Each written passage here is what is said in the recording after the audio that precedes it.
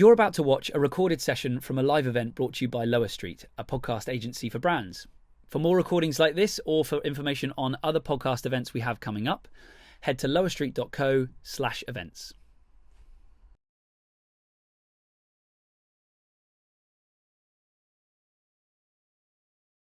Today's guest speaker is Steve Pratt. He is the founder of Pacific Content. He is the author, more importantly, of Earn It, Unconventional Strategies for Brave Marketers. It's a really, really cool book that anyone that produces content for a brand, no matter what format it is, for us, obviously, we think about podcasting a lot. No matter what kind of content you produce and work on, this is a really, really valuable set of ideas that Steve is putting forward in this really, really cool book. It's a lot of fun to read. Not only is it informative and educational, there's a lot of fun in there as well. So I really encourage you to check it out. And Steve is going to talk about some of the ideas in the book, specifically around how we earn attention. And I'm not going to speak for him. I'm going to let him do that for you. He doesn't really need an introduction, as I said. Hello. Hello, Steve. How's it going? How's it going, Harry? Thanks for having me. Very good. Absolutely. Thank you for being here. Very excited. I've waffled on to buy us a little time while people find their seats. But I think I've done more than enough of that. So I'm going to hand over to you. But I'm really excited to listen in. All right. Thanks. So I wanted to start off with a quick poll. And I think, Stephen, I don't know if you can launch the poll here, but what do you think the hardest job in the world is? I think, there'd be some things. Oh, there we go. Here's the poll. What is the hardest job in the world? Could it be an ice road truck driver? I use these all as reality shows as my go-to for this. Could it be an Alaskan crab fisherman? Maybe it's an astronaut. I have a different point of view. I actually think that the world's hardest job is producing branded content. And that is not a scientific study. That is kind of an opinion of one from me. There's a whole bunch of reasons why I think this is a really, really hard job. And some of them are, and this is, maybe for all of you who are doing this, probably know this already, but no one wants to hear from you. No one wants to hear from a brand. No one is eagerly awaiting the arrival of a new thing from a brand. They might be dreading hearing from you. They might be actively avoiding spending time with you. There's just so much skepticism to overcome that you are doing something transactional and that there's an infomercial or a reason that you're putting the marketing out that is almost like a bait and switch. And I think there's also so many different things out there to compete with. Oh, look at this. Okay, well, look at this. 37% also agree it is producing branded content. Good, clear winner. There's so much out there to compete with. It's really, really, really hard to be successful when, kind of what you have these giant barriers in front of you. And whoops, sorry. I have to say that there's an interesting thing. Like some of the people who work with you may not even believe in your mission because it's so hard. It may be too hard for them to contemplate. I don't think I've actually ever told this story before, but in the very early days of Pacific Content, my co-founder Jenny and I were kind of extorted by one of our early employees who kind of lost it on us. And very early on, he said, you're going to have to pay me $150,000 a year to keep doing this work and keep making 3 or 4 minute pieces of podcast audio. And we were like, well, that's outrageous. Like, what, we can't afford that. And that's, like over double what you're making right now. Why? What's wrong? And he kind of exploded and was like, this is a stupid company. It's a horrible idea. No brands are ever going to do this. No brands are ever going to make good shows. No one's ever going to listen to them. It's horrible. It's a horrible idea. It's a horrible business. If you want me to be part of it, you got to like double my salary. So needless to say, we didn't keep that person working for Pacific Content in the early days. And Jenny and I were kind of left alone after that, being like, geez, are we nuts that we think that there's a possibility that you can actually do this really well? And some of the stuff I want to share with you today are kind of how we figured out some of those sorts of things. And the answer is thinking about an attention strategy as a branded content producer. For me, attention is kind of everything. I've been obsessed with it forever because without attention, you really have nothing. You have no listeners, obviously. There's no time spent with your podcast, which means that you're not actually making an impression. You're making something that that is having no impact. There's no brand lift. There's no brand awareness. There's no brand positioning. None of those things happen unless you have attention first. It's also never been harder to get with all the different choices that are out there. You know, in kind of the post that I wrote talking about this, you know, I talked about this idea of like attention fortresses, that we've all built up these forts to try and shield ourselves. And we're very, very selective about what we let in, which means that if you actually want lasting, meaningful attention, it has to be earned. You have to do really, really good stuff to get entrance into the fortress. And it's harder for brands because, again, audiences are very, very skeptical. So you have to set an even higher bar for what you're putting out. And you have to be unbelievably valuable to actually earn people's attention when it's coming from a brand. Again, daunting, but there's a path to it, and it's actually good news because it's fun. So we're going to talk about 4 different stages of how to build an attention strategy. The first one is your mindset, which is really important, which our early employee did not have. We're going to talk about how to build an attention strategy for a branded podcast, how to produce the shows, and then how to promote them in a way that actually gets the attention you're looking for. So let's start with the mindset. This is a kind of running theme that I've embraced, you know, throughout my whole career, but is also a big part of this book, is choosing to do the opposite. A lot of the time we take for granted what the status quo is and the way things work. And when we kind of zoom out and look differently at branded content and the way that people choose to protect their attention and what they let in, sometimes doing the exact opposite of the status quo is a great strategy for getting in. I'm going to talk about some of the ways to do the opposite, but I guess maybe just mindset wise, being open to doing things differently, and in some cases very differently, is a very successful strategy. This is maybe the most important graph. And I, not that there's like 8,000 graphs in here, but this is a really important concept mindset wise. And I think, you know, when you're a marketer, you know, and you're putting a piece of content out into the universe, you're not doing it for some random reason. You're not doing it for fun. It's not a hobby. You're doing it because it has a job to do, that there's a desired business outcome that you are looking for from this podcast. And I think sometimes where branded content goes awry is that it only focuses on the job to be done. And it ends up feeling a little bit selfish and a little bit more like we're trying to sell our products and services a little bit too aggressively, that turns people off and people don't want to spend time with it. On the flip side, there's this concept of the gift, which is something that is, you know, valuable to the audience, something where they are actively interested in spending time with you because it is, you know, it's a gift that is designed for them. And the right strategy and, you know, and the right mindset is to think about how can we create a gift that only comes from us, that also accomplishes the business goal, the job that we're trying to do. And when you find those both in balance, that is where you find a really successful piece of branded content. Another phrase I use a lot that's kind of captures this idea of the gift and the job being in balance is your content from you, but not about you? There's a lot of content, if it's too focused on the job, that is about you or about your products and services or about your company. But when you think about a gift is something that is from you, designed for others, but not about you. And so, you know, we're going to go through the idea of how to design a show, but the show really is the gift that only your company can create, that gives value for the listener and also accomplishes your job.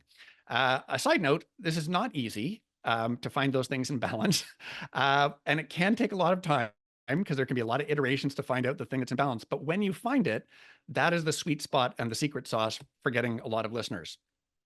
I want to give an example here of a great from you, not about you branded podcast. We were lucky enough to work with the team at Dell Technologies relatively early in the existence of Pacific Content. And Dell Computers had just merged with EMC and VMware and a bunch of other companies to form Dell Technologies. And they wanted to change the brand perception of Dell from being a laptops and servers company to an expert in digital transformation and people who really understood innovation and disruption and could help other businesses, you know, kind of avoid being Ubered in your industry. And they knew exactly who they were trying to reach and who the gift was for. It was for senior IT business decision makers and C-suite executives. And they'd also done research on their audience. So they really knew a lot about what this audience wanted. And they knew that this audience did not want listicles and tips and tricks and short form little shallow pieces of advice. They wanted real meaty stories from people who had been in their shoes in their types of jobs, who had encountered really tough forks in the road in their industry and had to make decisions that affected their entire company for better or for worse, or their entire industry. And so we designed a show with them called Trailblazers, and it profiled a different industry every episode and kind of tracked the history of all the different pieces when there was innovation and disruption happening, told by the people who were actually there in the industry. And another piece that was kind of from you, not about you, is when we were talking about who should be the host of this show. And we talked briefly, like maybe Michael Dell would be a really good host for this, but to the Dell team's credit, they're like, you know what, he would be a fabulous host, but it still might feel like this is something that is from, not just from Dell, but kind of about Dell if the CEO and founder hosts the show. And so we thought to ourselves, like, who would be the best person you could, the bravest version of a host that stands for innovation and disruption. And it was Walter Isaacson. And I Googled the phone number for the Aspen Institute, which is where he was working back then, and just called them and pitched it to him. And he said yes, which is very exciting. And it went on to be a very, very successful series. Again, from you, not about you. It was actually used as curriculum in business schools about innovation and disruption because it was not an infomercial from Dell. It just happened to come from them. One other really interesting thing I want you to look at with this logo for the podcast, there's something very important that is missing on here that is probably not missing on most other branded podcasts. There is no Dell logo anywhere on here. There's nothing. It just looks like a real show because that's what it is. And, if you look at most other things, there is definitely branding that signals this is coming from a brand on a lot of different places. And I think it's a really brave move here because it signals I can, this is not an infomercial from Dell. I can go in and click listen and have a great piece of time spent with it learning and be very pleasantly surprised that it comes from Dell. That's kind of a magic reaction where it's a great gift. So we're in the right mindset. I want to talk a little bit about the strategy of how to create a show that earns a lot of attention. The number one thing is just mediocrity will not earn attention. There's so much to choose from out there. Average stuff doesn't cut through, again, especially from a brand. We had a problem, relatively early on at Pacific Content where we were making pretty good shows. We were very happy with the shows, and not all of them were delivering the audience sizes that we wanted. And we kind of went into a boardroom with our founders and spent a lot of time talking through this. And then our kind of in a burst of inspiration, our CFO, Rob Ledley, drew an XY graph, this graph here on a whiteboard, and wrote creative bravery and commitment on it. And it really summed up a lot of what we believe what it took to make a great show, which is, the creative bravery is, are you going to make a fantastic show? Are you going to make something that is not mediocre, something that is awesome, that is from you and not about you? What is the bravest version of this thing that you can make that is going to be truly valuable for your audience? And on the commitment side is, are you going to market it, and are you going to act like one big company where all your strengths are aligned to promote this thing and put a magical gift in front of all the right people? When you have a great show and you market it really well, lots and lots of people show up and they're very happy that they did it. And when you have a mediocre show and tell a lot of people about it, they'll come in and sniff it and never come back. And if you have a fabulous show and you don't tell anybody about it, you'll have a very small pocket of happy people, and you'll never actually move the needle on your business result. So kind of an interesting story. We actually took this concept that Rob had designed and tried it out with Slack in a restaurant in San Francisco. We had a charcuterie board, and we made the creative bravery and commitment graph out of meat and cheese and knives and forks, and explained all of it to them. And it was kind of our test run to see whether we were nuts. They thought it was great and liked the charcuterie board. And so we kind of put it into practice with every client we've worked with since. And it's the thing we put up on the board at the very start of every single session with people, and just use this as a check-in the whole way through the strategy is, where are we on the creative bravery scale and where are we on the commitment scale, and just to try and hold the whole team accountable with it. So when we talk about a high bar for creative bravery, there's a bunch of really interesting questions you can ask yourself to make sure that you're on track and to make sure you kind of keep pushing that creative bravery higher and higher and higher. Will listeners tell other people about this? Is it that good? Will listeners remember this in a week or a month or a year or 5 years? And I know that sounds crazy to say, like, will listeners remember this episode in 5 years? But if you approach it with a mentality of trying to make things that are so special that people remember them in 5 years, you're going to make different shows and you're going to make better shows as a result of it. And kind of keeping that bar high forces you to make things more valuable for the listeners. Is it something that's going to stand out from the crowd? We're going to talk about differentiation in a minute, but is this the same as other shows, or is it something that's actually special? Is it exceptional? Can we say that this is an exception, that it is of such a high quality that it is exceptional compared to other podcasts? And this is a hard one. Am I respecting every single second of my listeners' time? There's a lot of fluff in a lot of podcasts, and we'll get to that in a minute too, but thinking about every single second as a chance to be like, am I really earning it? Super important question to ask yourselves. And then maybe a last one is there anything I've done or not done that will make it easy to tune out? And so when you're thinking about maintaining attention the whole way through an episode, you can have a design of the episode so there's no waste of time. And when you're making the episode, keep going through them and looking for those things about, like, is this boring, or is this a piece where people are going to check out? Differentiation, is, again, another thing I'm kind of obsessed with, is how do you stand out and how do you make something that is different from everybody else?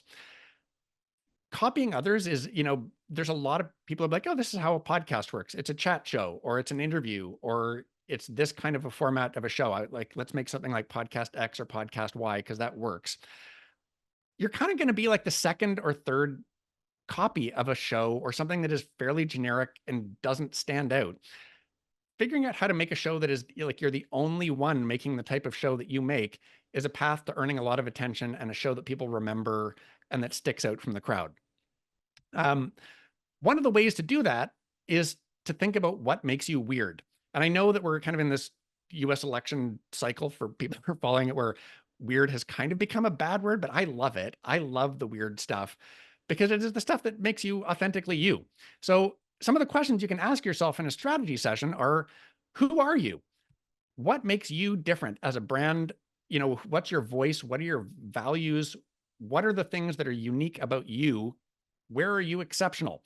Do you know things that other people don't? Do you have really deep expertise in particular areas that your competitors don't? In short, what makes you weird? And to kind of double down on that and figure out how to make something that comes only from you. And you can make really differentiated shows when you kind of embrace the stuff that doesn't fit in. And I want to tell you a story about a guy who has done, a really remarkable job in a very tough field of differentiating himself. One of the hardest things on the planet is to differentiate a celebrity interview. There's so many of them out there. And, whether that's in podcasts or on YouTube or anywhere else, talking to a celebrity is pretty hard to get something special and differentiated. And these people have been asked the same questions over and over and over and over again, and they get on a message track and share the same thing over and over and over again. So when you can do something that embraces who you are and make something that kind of snaps people out of their regular responses and pay attention to you, it's also really compelling as a viewer or a listener. This is a guy from the place where I live, Vancouver, BC, called Nardwar the Human Serviette, who has done a phenomenal job figuring out how to get amazing responses out of musicians and celebrities. I'm going to try and play a video here. I hope the lag isn't too bad. If it doesn't, we can just go to, I'll just send you a link to Nardwar's website and you can go check him out. But let's see how this works. Nardwar! Who's that? Magoo! Oh my God, how did you find... No, you're kidding me. I'm speechless. Where did you get this? I was summoned because I have a hair machine. You know that, right? And I stick my hair in there. It was created by the grandson of Monet. Claude Monet. Oh. Get back here. How do you know all these things? There's a lot of knowledge behind those glasses. What was so great about that horse riding hat? How do you know? all this information? This is random. How do you know this shit? Oh my God. How did you even know? Wait, I never even said that I never even publicly stated. Tell me about getting a flat tire in Hollywood Hills with your friend Jackie in the pouring rain. Oh my gosh. How'd you know about that? I have a gift here of one of your early influences right here. Oh, how the fuck did you know that? How did you know that? Like, we first met in 2007 or 2008 or something like that. Turbo Crunk Party. You fucking bastard. How the fuck do you know that? You've done your research, man. I like this. Does Google just have all this stuff? Or, I mean, you're amazing. Do you get paid? Where did you find this? I'm glad I'm a good guy, because if I was under investigation for something, I'd be scared right now. I hope that worked for everybody. I never get tired of watching this stuff because their heads just explode. Nardwuar is maybe the best researcher I've ever seen on the planet. He dresses unlike anybody else. He has an unusual voice and an amazing energy and a pace to the interviews. There's nothing like it. And look at the success that Nardwuar has had. He has 3.5 million followers on YouTube. He's also got a huge following on TikTok and Instagram and all these other pieces. He is uniquely him and embraces what makes him different, and I absolutely love it. Let's talk a little bit about making the actual shows and how to differentiate those shows in a way that they earn attention. The number one thing is the start. Everybody is kind of, and I give full credit to Dan Meisner and Jonas Wust at Bumper for talking about this idea of sampling as a listener behavior, where when people come in and try something, they kind of only have like a minute, 90 seconds where they're just testing, like, is this worth my time? Am I going to actually stick around or not? And this is like the worst graph in all of podcasting. It is a lot of people coming in and spending like a minute and being like, this is awful, or this is boring, or this smells like an infomercial, and leaving. And there's also a lot of podcasts out there where it's kind of like there's a lot of fluff off the top where it's like, here's a generic show opening, or here's a bunch of host patter that doesn't actually tell you what you're going to get. The number one thing, and we proved this at Pacific Content by measuring different types of openings of podcasts, the ones that start and plunge you into a story are the ones that tell you right away, like, hey, here's what you're going to get in this episode, or here's a really unconventional idea, and we're going to explain it to you by the end of the episode about why you might be thinking about all these sorts of things wrong, and actually pay those things off. You get a very different graph where people come in and stick around all the way to the end. So putting a lot of thought and energy into your first minute or two is a huge part of making great shows that people are actually going to listen to. What earns attention editorially? Surprise, it's surprise. This is another thing that people, I think, maybe undervalue, is things that are predictable and conventional don't earn a lot of attention because we know what's going to happen. When things break patterns, when things are unexpected, when things are unfamiliar or unconventional, or when a story promises something where we don't know how it's going to end and there's uncertainty, those are all the things that make us perk up and be like, I've got to figure out what's happening here. I want to know how this works. Or a pattern is broken and you're just like, I don't know what this is. I better pay attention and figure out what's going on here. So one of the check marks you can have is, like, let's think about your show design. Let's think about every episode in here. Let's think about the way that we tell the stories. Is there anything that is surprising or unconventional? Are there any patterns being broken? Are we making promises that people have to kind of stick around to figure out how they resolve themselves? If not, it might be a boring podcast and people might check out. Genres and formats are also a really great shortcut to figuring out how to make a differentiated show. You look at all these shows, these are all things like, what these shows are. You know what every episode of The Bachelor is. You know what every episode of Wheel of Fortune is. There are pieces, like almost like a recipe, where it's like, these are the elements that make up a show like that.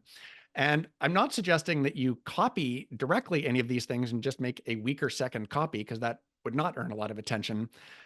But when you think about the conventions of these genres, they've proven themselves over and over and over again that people like these and are familiar with them and will spend a lot of time with them. So the question is, how do you make it yours, or how do you find formats that are really interesting and unusual to marry with your subject matter? One of the things I did in the book, and I'll just show you this here. This may be hard to read, but this is a giant list of all sorts of different formats, and not just television or movie things, but like just things that we know in the real world that are ways to communicate with other people. And you could take any of these things and pair it with your subject matter. And if it's an unusual combination, you get a lot of attention out of it. So I don't know, it could be a cooking show, it could be a haiku or a high school debate. Marrying that with your subject matter earns a lot of attention, and you'll be the only show on the planet doing those sorts of things. Here are a couple of examples, just random ones. I'm not saying these are great, but maybe they are. Maybe you listen to these. Business thought leadership presented as a Broadway musical. Leadership training covered, as a sports event with sports play-by-play and color commentary of leaders doing different situations. If you had an internal communications podcast for your company, but it was presented as a local television podcast by fake news anchors, or financial advice presented as an animated children's show for kind of, financial literacy. Just the addition of a format with an unexpected subject matter is something that is going to make your show pop and give you a whole bunch of creativity that's going to make it a really interesting listen. And if you do a good job with it, people will buy in over and over again and be like, oh yeah, that's the show that gives financial advice that's in the style of a children's show. Weird combinations do work. Hot Ones is, this is The First We Feast, is the company that makes Hot Ones. Spicy hot wings with celebrity interviews. Apparently a lot of people enjoy it because it's unusual and it's a weird combination. Editing is maybe the best single way to differentiate your show. This is, when we talked earlier about making every second count, this is something that is undervalued by a lot of people in podcasting. And I think there's a lot of desire for people to do one take shows. And I think there's people even bragging about like, I'm doing it all one take because I'm in the flow more. I think that's really more for the host than the listener, because the odds that your one take thing are all magic are pretty low. I'm embarrassed that I'm going to tell you this, but like, the book that I wrote is 62,000 words. It used to be 95,000 words. So if you do decide to read it, like you're welcome. But putting all the stuff out there and then figuring out what to take out to make it better is a huge part. And I think we could all do more of it.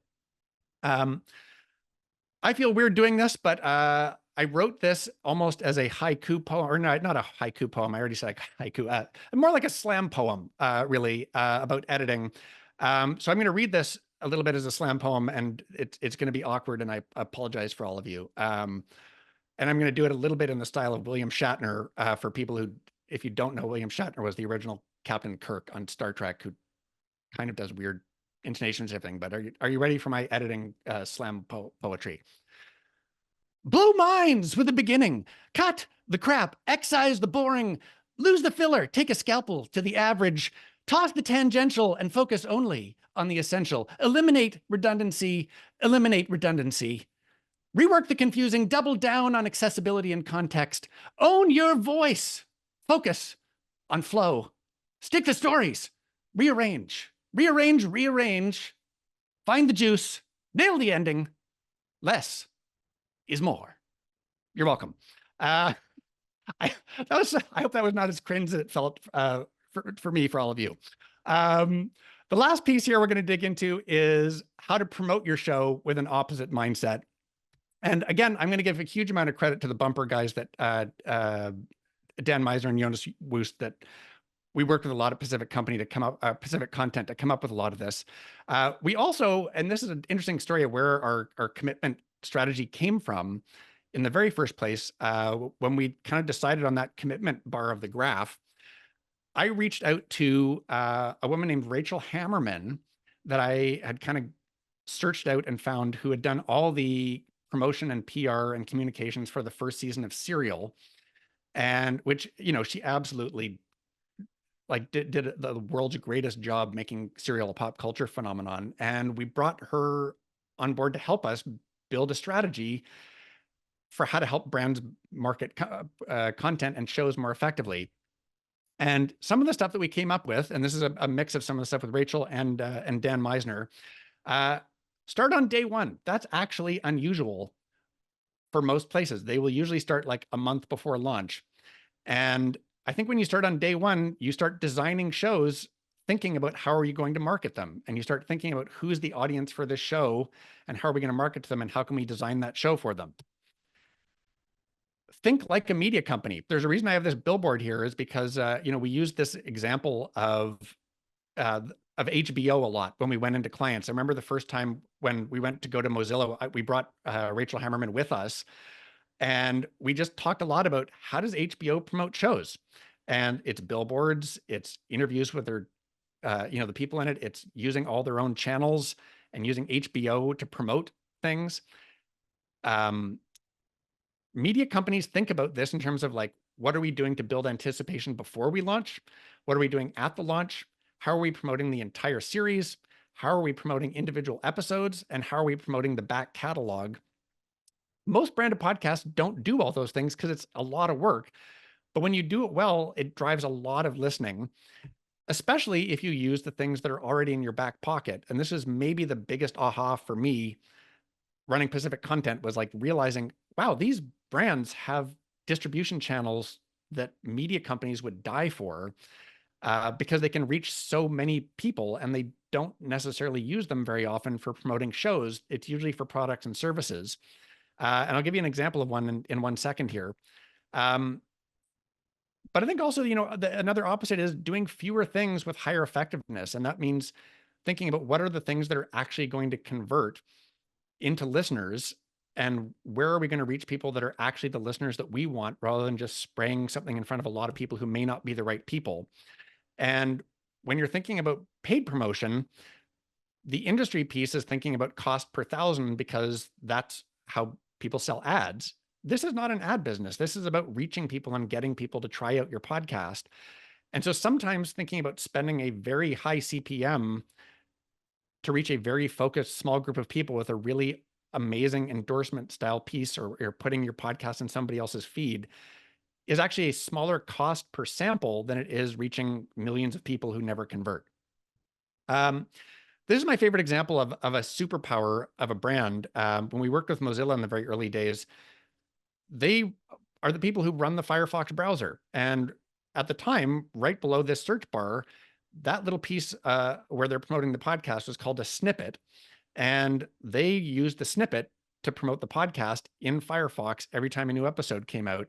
And it delivered over and over and over again, like into 6-figure listeners, because they were talking to the right people who were already in the tent and knew what their values were, and they used their own superpowers, and it cost them nothing. So thinking about what are the audits that you can do in your own company, where you can, what are all the different ways you can reach people and tell them about your amazing gift that you've made, is something that not enough companies do, where they kind of, if you pull together and act as one company, you can actually build yourself a pretty significant audience.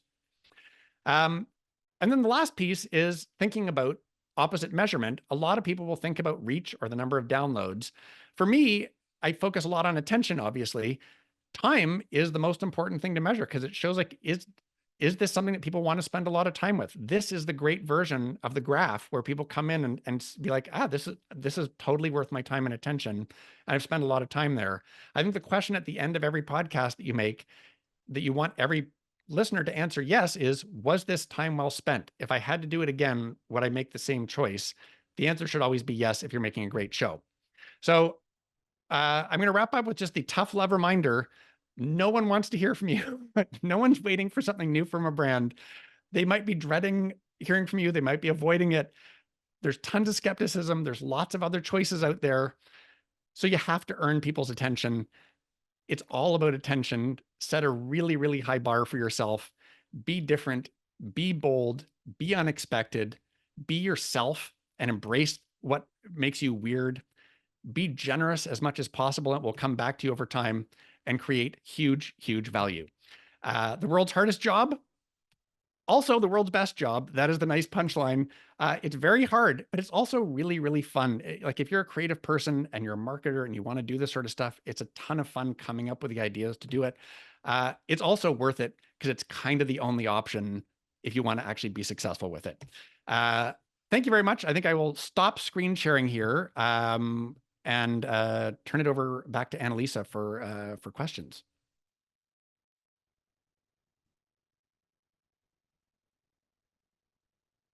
I just realized I've been on mute. Sorry. Thank you so much, Steve. This is great. We're going to open up the floor to the Q&A portion now. Some of you have written questions into the Q&A box. This is fantastic. You can write questions in there now as well. If you'd like to ask your question live, you can raise your hand. You should have that option at the bottom there, and we can call on you and bring you up to the stage.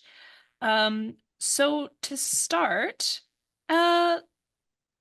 I'll just start with the first question that was written in, and then we'll bring Zat up on stage after that. So the first question we've got here is, I'm committed to building great content and welcome feedback, but how can I ensure that I get quality feedback that I can run with? Well, it's interesting. Like, I think the best piece is to see if you can get some people in your target audience to listen to it. And that's kind of going outside of your company and outside of your brand. Who are the people that you're creating the gift for? A small sample of those people would actually be an amazing group to get feedback from, because they'll tell you whether it's valuable or not. And I think another person I just love his point of view on all this is Tom Webster at Sounds Profitable. Just doubles down on like research your audience and know your audience inside out. And some of that is, again, is talking to them and asking them questions like the Dell people did to figure out what they're looking for and design the show for them. A really wonderful idea I like a lot. And I apologize because I don't know whether this is Tom or Dan. They're both smart about this. Sometimes people say, like, how do I build an audience for my show? And it should be the reverse, which is, how do I build a show for my audience? Identifying the audience first is kind of the way to go. But I hope that's answers your question. Thank you. Yeah, that's great. I think of like Red Hat, who had a strategy of inviting people to their conference and then asking them to sit down for a caricature that they could get. And while they were getting their caricature drawn, they would ask them questions about what their interests were and what they wanted to hear from in a podcast, and making that pivot in the next season and adjusting the content accordingly was a huge game changer for them in terms of the success of the show. So yeah, I think that's a great example of a smart way to get that feedback that you're looking for. Okay, so we're going to bring Zat on to ask a question now. Hi, can you hear me? Yes, hello. Okay, great. Hi, thanks for having me. Yeah, great presentation. Thank you. So I've been in a field for a long time. I work in men's relationship and intimacy work and personal growth and spirituality. Focused on helping men to evolve and be better emotional beings, be better in relationship, help the planet, so on and so forth. So I feel like I've been positioned for a long time to do really well with a podcast, but as I wrote in the question area, that I've been putting it off for, I don't know, probably 12 years while I've seen other friends find success. But because I have these beliefs about it's so much work, I need an expensive producer, I can't do it alone. And it's just a massive amount of work. So I've just put it off and put it off. But it's been gnawing at me for, like 12 years. I've found other projects, obviously. So I'm just, when this opportunity came on to watch this, I was like, yes, I need to find some way to move myself forward in this, because I am positioned in a really great way.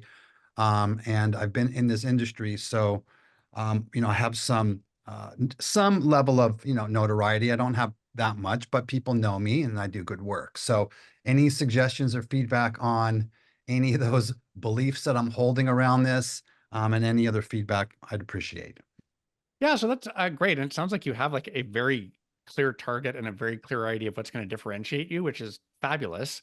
And it does sound like it would be something, I have to say, like, one of the really cool things about a podcast, when you're talking about the subject matter you're talking about is that it's wonderful for empathy. I think that, being able to tell stories, you're like imagining things in your head and you can create feelings for people. It feels to me like a podcast would be a great fit for you. One of the pieces, I think sometimes people, there's a misconception based on the models that are driven by ads, where you have to be always on. And you have to make sure once you start a show, you have to keep going all the time and have something coming out every week or multiple times a week, or else don't even bother. That's usually because that's how people make money with selling ads on the podcast. For me, I always advocate for fewer things better from a brand, particularly. I would rather have people waiting for the next episode and have it be a phenomenal use of their time, and to say like, why don't you start off and say, do 6 episodes and make them awesome. And you could build them over time until you're ready to put them out, and do a great job marketing them, and see what impact 6 episodes has. And if that works, and you can be like, guess what? We're back for season 2. We're going to make another 6 episodes. If revenue from ads is not your primary driver, you get to make the rules that work for you. And I think sustainability is the number one thing. Like there's a thing called pod fade, where people start podcasts and then they just kind of fade into obscurity because they get busy and it becomes a lot of work. But if you start making the thing and don't start publishing and manage your expectations around how much time it actually takes you to make it, you can make a fabulous thing and put it out months later and no one will know. So I mean, they'll know it's a great podcast. I don't know if that helps or not, but I think there's a path for you. I think it's get started and don't worry about having to crank out tons and tons and tons of them. Make the ones that are the most important ones and impactful ones first. Love that. This is a question that's come up in different iterations from a few different people. If you want to be creatively brave, but you don't have a huge, massive budget, what would you recommend to those folks? I think it's kind of related to what you were just talking about. But yeah, say you want to make a really cool show, but you're not Adele Technologies. You're maybe a smaller brand and your marketing budget is a little bit smaller, or maybe it's smaller to start because you're trying to prove out the value of the podcast to your boss before you can get a huge budget. What would be your recommendation then? Yeah, so a great question. And I love it because, I think there's, maybe an obvious misconception that creative bravery means you have to spend tons of money and make some epic thing that takes months per episode or something like that. And that is a path if you have the budget. But honestly, the idea is the thing that matters. And I think in some ways, when we were talking about marrying different formats or different ideas together, or embracing things that are uniquely you to make something that's different, that is creatively brave, regardless of what your budget size is. Like, Nardwuar, I kind of deliberately chose him. He doesn't have a team. Like it's him and a camera person going out, and he has millions and millions of people following him. And I'm not saying that everybody's Nardwuar. But as a branded example, and this is anybody who's from Pacific Continent will kind of laugh at this because it's, because I hosted this show, and it's just a thing where I've doubled down on it over and over again. We worked with a company called Envoy, which is a San Francisco startup, when they were, kind of in their early days. And basically the concept for what they did is you'd come in, and instead of like having to sign a bunch of forms and NDAs and visitor permits and having a receptionist call and say like, oh, your guest is here and they've signed the NDA, it all just happened on an iPad, and it was like, boop, boop, boop, sign your thing, take your picture, prints out a badge. And it was this really wonderful surprise of like how they kind of like hacked what the check-in and reception experience was. And we ended up making a show for them that was very, very efficient, but also very unique. And it was a short show. It was only like 3 to 5 minutes per episode. And it was called Envoy Office Hacks.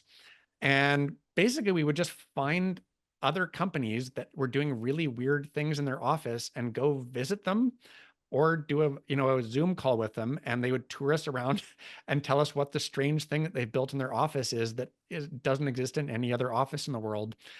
And it just kind of built up this thing like, oh, these people are all figuring out how to make the office cooler by hacking it the same way that Envoy has hacked reception. Very, very efficient show to make, and short time length. So it's like, you're not going to get bored in 3 to 5 minutes. You can get through it. Totally does the job of the branded podcast of raising the brand awareness and positioning Envoy successfully.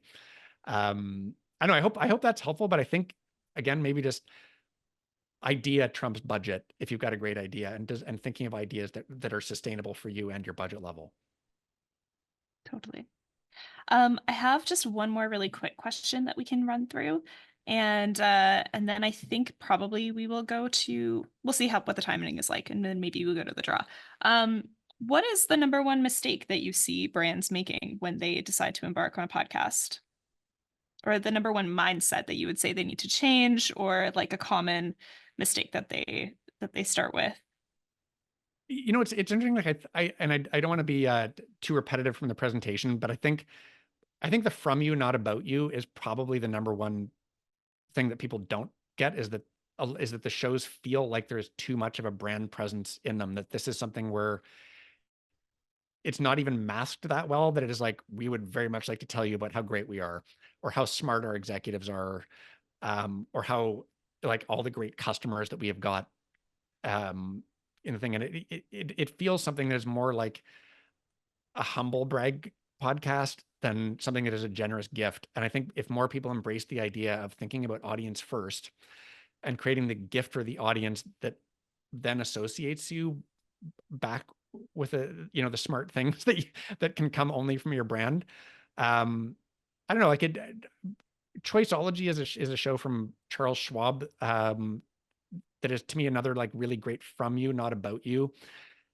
There's nothing about investing in that show.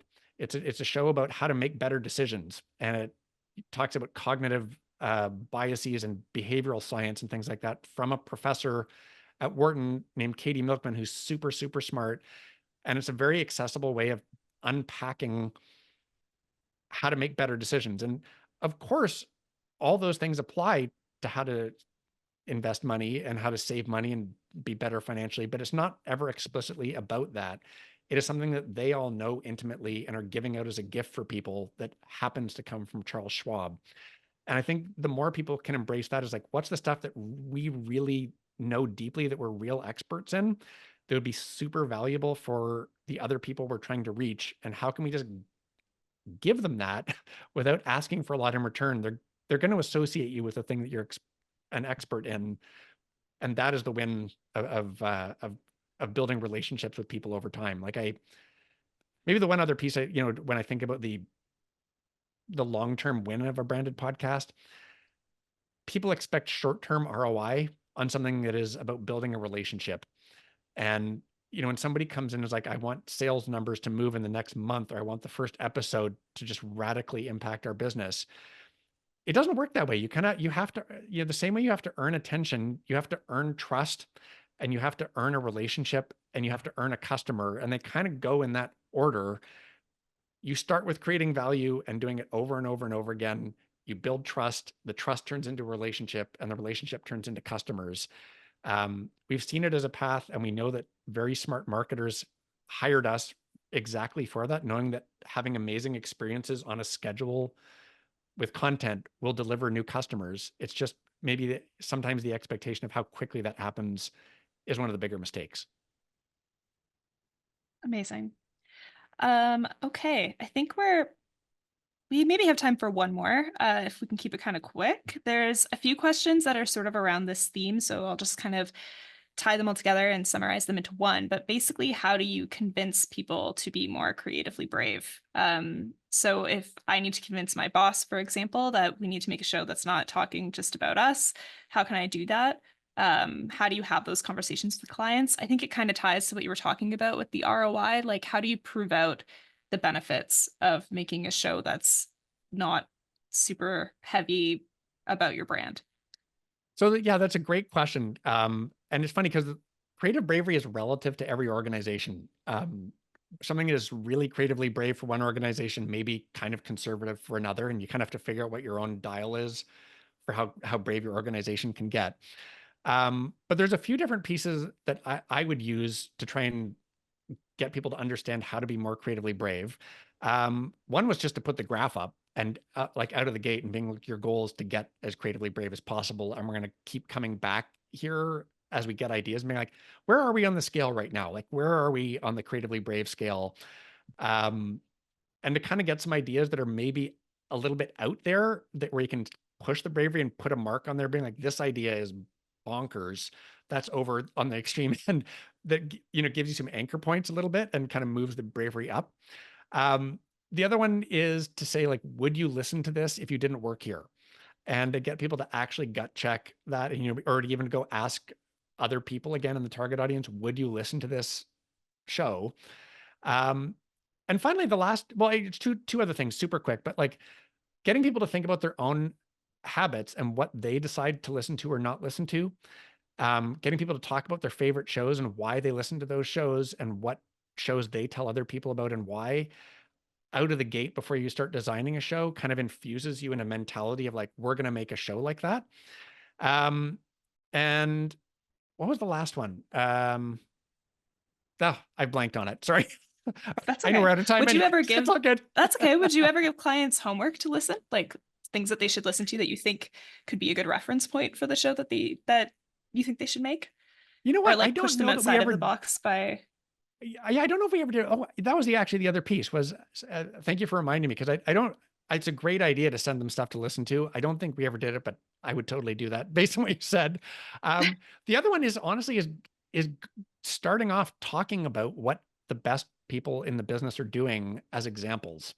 And so like, it is not an accident that I used Dell Technologies with the Trailblazers show, or them talking about, Trailblazers or those sorts of things, where if you go in and you talk about Mozilla using the Firefox browser, it just sets table stakes up here. And if you kind of go and be like, this is what's out there and this is how to do it, and here's a bunch of companies and how they're doing it. Here's how Trader Joe's is using all of their signage to market their show and using their in-store, like it kind of sets this bar where it's harder to be like, we're not going to do anything and we're going to make a chat show with our CEO talking to other VPs, and it'll be an hour and a half unedited. Those exist. And you can use other examples to push people away from doing that stuff. Totally. Yeah, it gives you real data points also to be able to draw from. Like we look at the success of Choiceology and how many downloads that show has gotten and the mass reach that show has gotten. I think that's a great example of how being creatively brave really paid off for them. So, it's maybe not the types of really quick conversion data that advertisers are accustomed to getting, but there is lots of great data that you can draw from with those examples that demonstrate the power of being creatively brave. So, and there are, are research options too, like Signal Hill Insights is a company we work with all the time to do brand lift studies, and they could do it at any point. Like even with a pilot, we did one with a client with just a pilot where they wanted to make sure it was the right show before they went out there. Putting it in front of a sample of people in your target audience and being like, what do you think of this show? And does it move the needle or not, is a great way to figure out whether you're being brave and valuable enough. Definitely. Okay, I think that's the end. We're wrapping up at this point. I have the name of the winner of our draw. Maybe you want to do a little like drum roll here. Lisa Bishop, you are the winner of the draw, so you'll be getting a book, Steve's book, and we will be following up with you after this to make sure that it gets to you.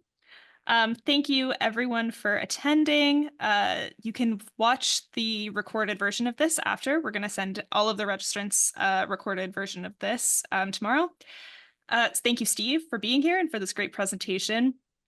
Thanks and all if you of you. enjoyed I have to this, say, thank you for all your time and attention. I hope it was worth your time and attention and that it was time well spent. I really appreciate it. And thanks to Lower Street, Harry and Annalisa and Stephen and everybody for putting this on. I really appreciate it.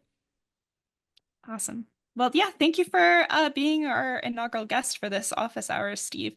If you enjoyed this, we are going to be doing another office hours event next month and monthly there forward.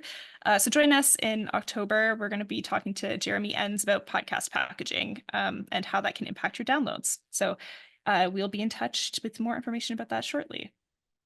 And that's all from us, I believe. Got 3 minutes at the end here if there's any final words, Steve, but always leave them wanting more. Fewer things better. Three minutes to spare. It's perfect. Yeah. You get to go to the bathroom and have a drink for your next Zoom call. So great job. Perfect. Thanks, everyone. Thanks, everybody. Bye.